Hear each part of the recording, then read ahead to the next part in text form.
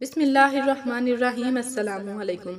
ایک مرتبہ حضرت شیخ عبدالقادر جیلانی رحمۃ اللہ علیہ نے فرمایا، جس کا ترجمہ یوں ہے: میں حسینی ہوں اور میرا مقام مخدا کوئی شخص میرے مقام کو جانچ نہیں سکتا۔ میرا یہ قدم ہر ولی کی گردن پر ہے۔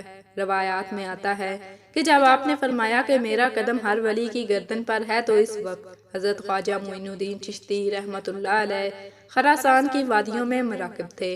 اچانک جب یہ صدا خراسان میں سنی تو آپ نے اپنی گردن جھکا دی اور فرمایا: اے شیخ، صرف میری گردن نہیں بلکہ میرے سر اور میری آنکھوں پر بھی آپ کا قدم مبارک ہے۔ غوث اعظم شیخ عبدالقادر جیلانی رحمۃ اللہ علیہ بغداد کی سرزمین پر ہزاروں کے مجمع سے وعظ فرما رہے تھے کہ دوران خطاب آپ نے اچانک لوگوں سے خطاب منقطع فرما دیا اور آسمان کی طرف متوجہ ہو کر کھڑے ہو گئے اور فرمانے لگے: اے خضر علیہ السلام، رک جائیے اور خضر محمد صلی اللہ علیہ وآلہ وسلم کی بات سن کر جائیے۔ حضرت خضر علیہ السلام رک گئے اور آپ کا مکمل خطاب سن کر وہاں سے روانہ ہوئے۔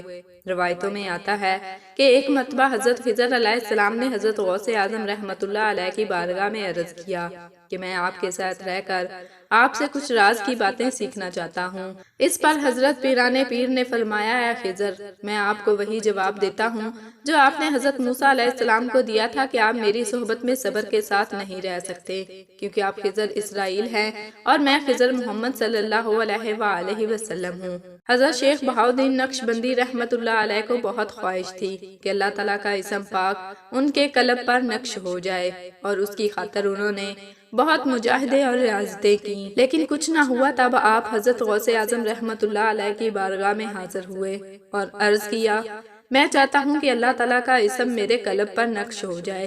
حضرت غوث اعظم نے اپنا پنجہ مبارک حضرت خواجہ بہاؤالدین کے دل پر رکھا۔ اسی وقت ان کے دل پر اللہ تعالیٰ کا نام نقش ہو گیا۔ اس کے بعد ہی آپ نقش بند ہو گئے۔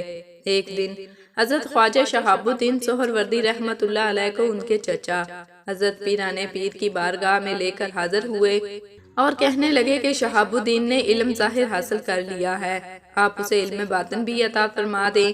حضرت غوث اعظم رحمۃ اللہ علیہ نے حضرت شہاب الدین سہروردی کے سینہ پر اپنا ہاتھ پھیرا تو تمام علم ظاہر مٹ گیا، اور پھر آپ کے گریبان میں پھونک ماری تو حضرت خواجہ شہاب الدین سہروردی فرماتے ہیں: جو کچھ پڑھا تھا وہ تمام کا تمام بشمول علم باطن سینے میں جوش مارنے لگا۔